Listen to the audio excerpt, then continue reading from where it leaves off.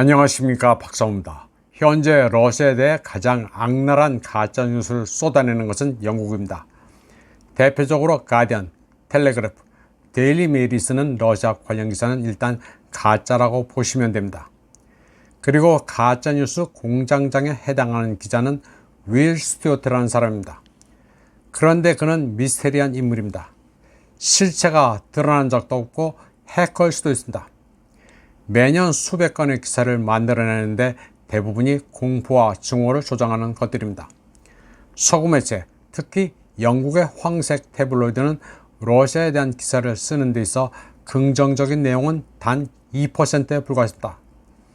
그런데 인상적인 사실은 바로 1993년부터 러시아에서 일해온 것으로 보이는 윌 스튜어트라는 자가 러시아 혐오 뉴스를 대표 집필을 한다는 것입니다. 기자 인적 사항을 기록하는 막 레게는 윌 스튜어트 소속이 데일리 메일이라고 되어 있습니다. 그리고 그가 작성하는 기사는 데일리 메일, 미국, 호주, 캐나다, 인도, 아일랜드, 말레이시아, 싱가포르, 영국의 MSN, 썬데이 미러 등에 동시에 게재된다고 되어 있습니다. 그가 쓴 기사는 무려 15,000건입니다. 기사는 죄다 기괴합니다. 러시아는 푸틴 대통령을 3차 세계대전으로부터 인류를 구원하기 위해 신이 보낸 인물로 제시한다는 좀 정신 나간 듯해 보이는 기사도 있습니다. 우크라이나가 드론으로 러시아 비행장에는 5,100만 달러짜리 수호이 57을 파괴했다는 가짜뉴스도 나흘 전에 올렸습니다. 또 10살과 12살 난 꼬마가 곰이 우글거리는 숲에서 나흘 밤을 견뎠다는 특이한 뉴스도 있습니다. 죄다 소설성 기사입니다. 그런데 이 윌 스튜어트라는 인물은 러시아 외교부에 주소는 등록되어 있지만 아무도 그를 본 사람이 없습니다. 전화번호도 알려져 있지 않습니다. 외국 특파원이면 기자회견에 참석도 하고 인터뷰도 추진하는데 마리아 자하로바 외교부 대변인도 그가 누군지 모릅니다. 스튜어트는 또 1996년 등록된 이스트 웨스트란 회사를 제외하고는 문서 기록이 없으며 그는 이 회사의 이사로 되어 있습니다. 그리고 이 회사는 스튜어트가 사용한 사파에 대한 권리를 소유합니다.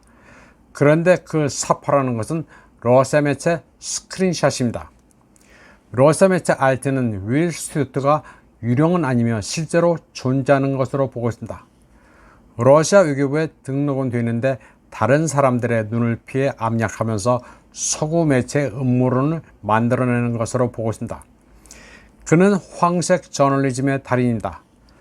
탈세 혐의로 유죄 판결을 받은 뒤 벨로루시로 도주하려다 체포된 러시아 블로거 엘레나 블리novska야 기사를 다루면서 블리novska야가 2016년 러시아 미인대회 우승자라는 가짜뉴스를 만들어 서방에 배포했습니다. 러시아의 단순 사기범을 미인대회 우승자로 알려져 있다는 식으로 황색 뉴스를 만들었습니다. 알려졌다는 문구는 가짜뉴스의 필수 요소입니다. 그런가 하면 외설 혐의로 체포됐다가 병역을 기피하고 미국으로 도망간 니콜라이 바실리예프라는 래퍼 가수를 푸틴 대통령이 저항하는 투사로 묘사하게 됐습니다. 그리고 이 과정에서 그가 푸틴 대통령을 경록했다는 양념도 쳤습니다.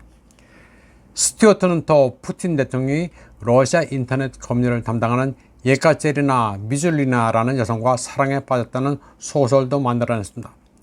미줄리나는 러시아의 전통적 가치를 중시하기 때문에 푸틴 대통령과 코드가 맞아 서로 눈이 맞았다는 식의 황색 기사를 스튜어트가 만들어낸 것입니다.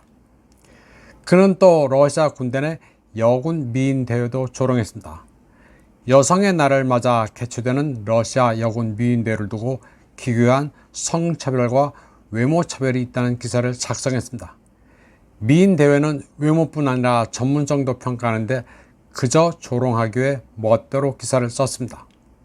스튜어트는 또 음모론과 관련해서는 발레리 솔로베이의 자문을 받습니다.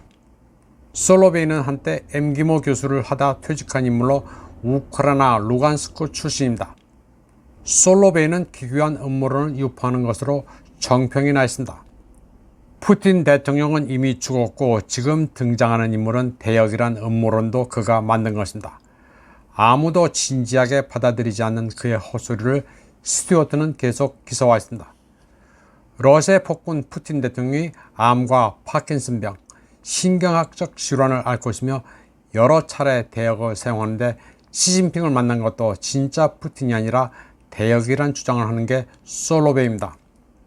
스튜어트에 있어 솔로베이는 주요 정보 소스입니다. 그래서 스튜어트는 가짜뉴스의 신뢰성을 높이기 위해 솔로베이를 명망 높은 교수로 소개합니다. 영국의 황색 미디어는 사실 왜곡의 수준을 뛰어넘어 무에서 유를 창조하는 수준입니다. 취재를 하는 게 아니라 상상으로 소설을 써댑니다. 한국에도 이런 사이비 매체들이 많습니다. 이번 방송은 여기까지 하겠습니다. 시청해주신 여러분 감사합니다.